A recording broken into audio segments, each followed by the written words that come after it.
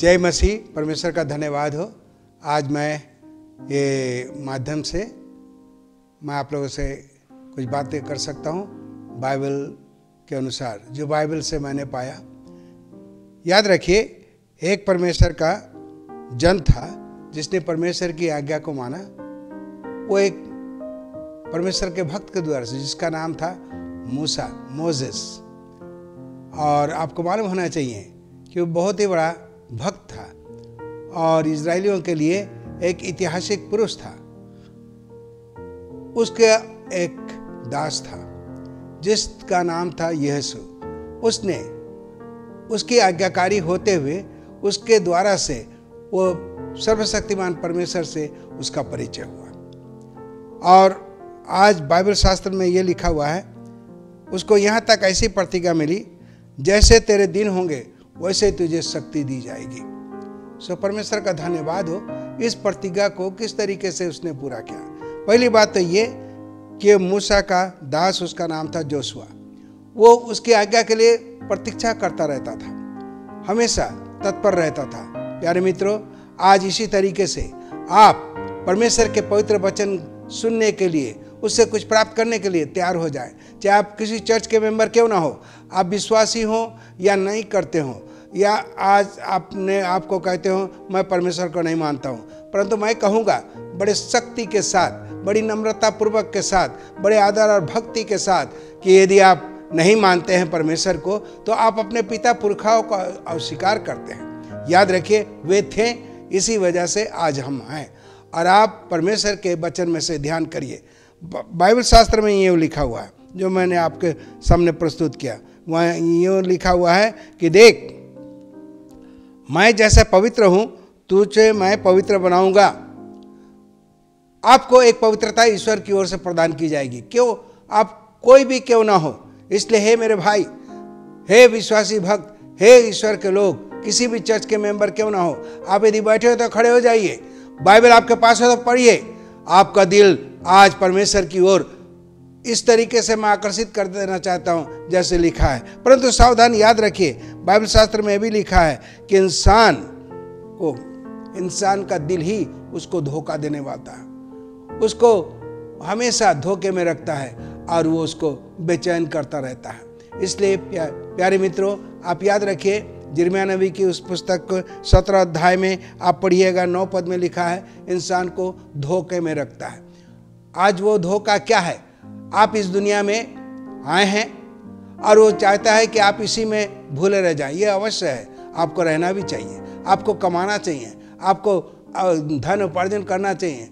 परंतु आपको मालूम है, आपने देखा है, हमारे भारत में बहुत सी जगहों में हमने सुना, बहुत से प्रांतों में हमने सुना कि बैंकों ने धोखा दिया, बैंक के मैनेजरों ने धोखा दिया, और वे कहां से कहां चले गए, क्या हो गया। लोगों बड़े परेशान होकर के, बहुतों के तो प्राण भी चले गए बेचारे। बुजुर्गों की सारी कमाई, उनकी दौलत लुट गई और वो बड़े बेचैन हो गए। हाँ, कितनों को मिला भी और गवर्नमेंट ने उनको सांत्वना दी। जो भी हो, ये दुनिया की बातें हैं। परंतु मैं आपसे बात ये करना चाहता हूँ, आपने क्या स्वर्ग के लिए भी कभी सोचा है?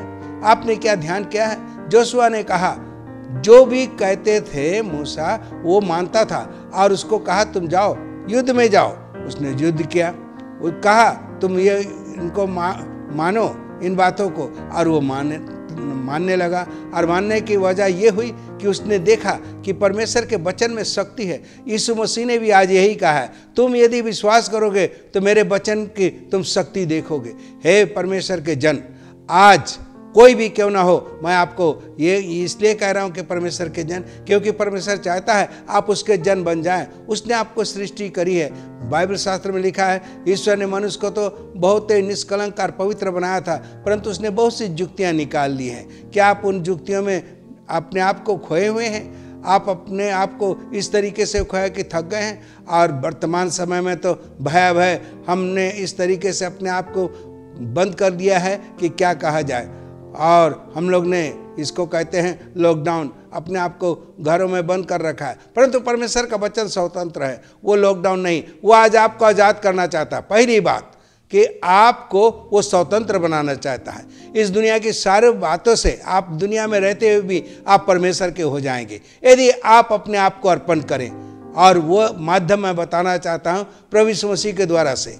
आप बाइबल में पढ़ें, प्रभु यीशु मसीह ने कहा तुम मेरे पास आओ, और प्रभु ने कहा मार्ग और सत्य और जीवन मैं हूँ, तुम मुझसे सीखो और इस मार्ग में चलो, तुम शांति और अनंत महिमा पाओगे। इसलिए प्यारे मित्रों, क्योंकि हम लोग ने अनंत महिमा और खुशी और शांति को खो दिया है, आप परमेश्वर के पास आइए, एक बार उसको अपनी जिंदगी को अर्पण करिए, आप देखेंगे कि कितनी शांति और संतावना मिलेगी। दूसरी बात, आप यदि परमेश्वर के वचन में ध्यान दें तो लिखा है कि देख मैं तुझे अपनी शांति दूंगा और मेरी योजना है तेरे लिए। योजना क्या है? तुम्हारे पाप, तुम्हारे अधर्म, तुम्हारी बुराइयां अगर से लाही रंग के भी क्यों ना हो तो वो हिम की नाई सफेद हो जाएंगे। क्या आपने सोचा है कि जो आप परेशानियों से गुजर रहे हैं, जो आपके अंदर अशांति रहती है, जो आप संतुष्ट नहीं हैं, ये सारे पाप के लक्षण हैं जो आपके अंदर गुप्त में भरा हुआ है, जो आप खुद समझ नहीं सकते हैं। आप मेहरबानी से बाइबल शास्त्र की ओर देखिए। बाइबल शास्त्र में लिखा है जो प्रभु का नाम लेगा, जो उसकी ओर देखेगा, जो उसकी ओर अपनी नज़र उठाएगा, वो कभी लज्जित ना होगा। प्यारे मित्रों, मैं आपको धोखा नहीं दे रहा हूँ और परमेश्वर झूठ नहीं बोलता। वो इंसान नहीं कि आपसे झूठ बोले। और मैं जमीन और आसमान का सृष्टि करने वाले उस परमेश्वर के नाम से आपको मैं आज निमंत्रण देता हूँ। मैं आपसे आग्रह करता हूँ कि आप उसके पास जाइए और वो आपको हिम की नाई सफ़ेद कर देंगे।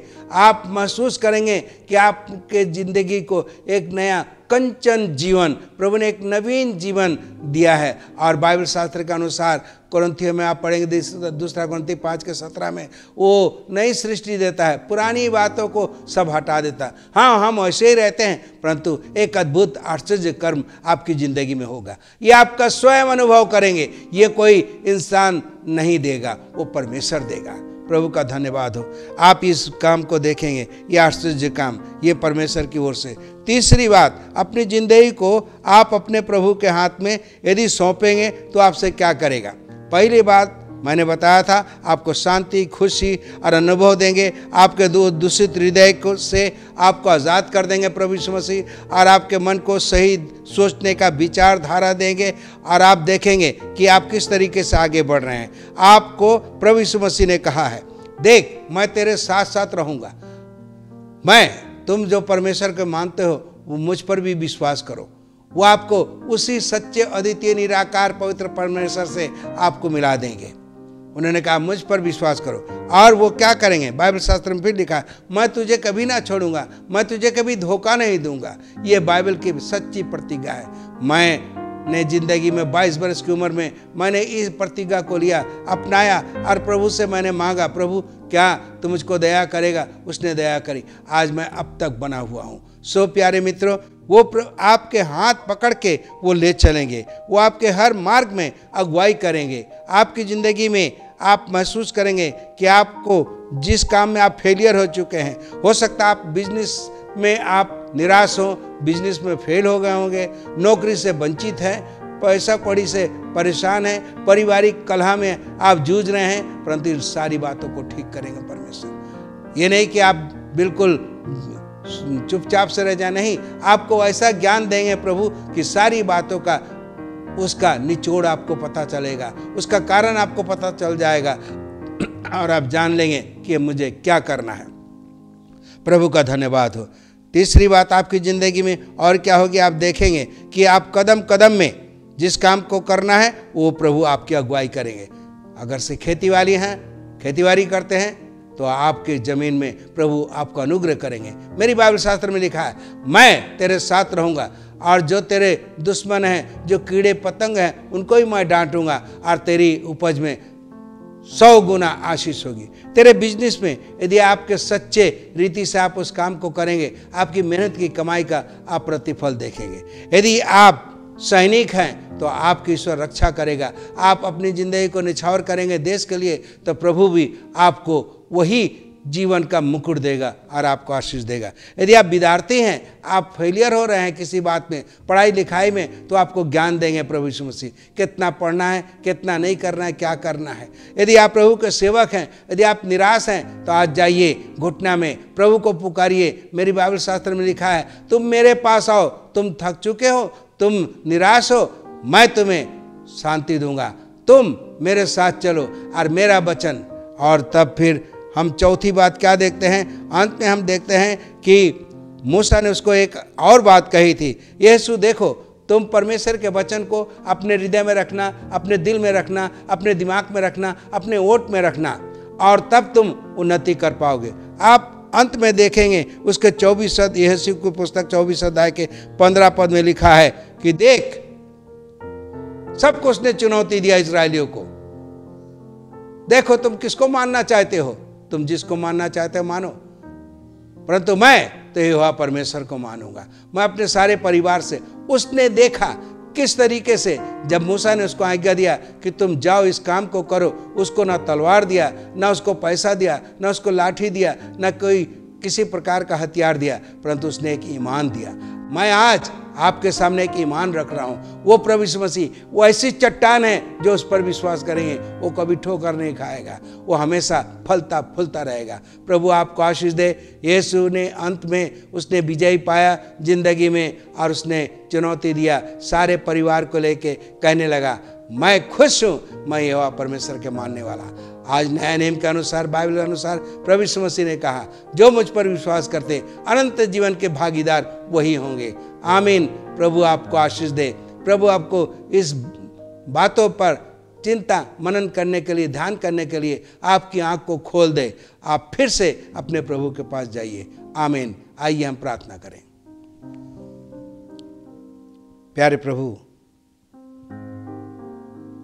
यीशु, जिसने आज अंत में उसने बोला मैं अपने सारे परिवार के साथ यहोवा परमेश्वर को मानूंगा, क्योंकि उसने सचमुच पाया जिंदगी में एक बहुत उन्नतिशील व्यक्ति बन गया।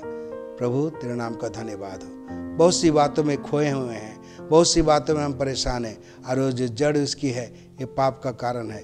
तेरे चरणों में जाएं, तुझको कहें प्रभु तू हमको बचा ले। प्रभु दया कर, आशीष दे, हम आशीष के पात्र और पात्री बन जाएं। धन्यवाद के साथ इस मसीह के नाम से, आमीन।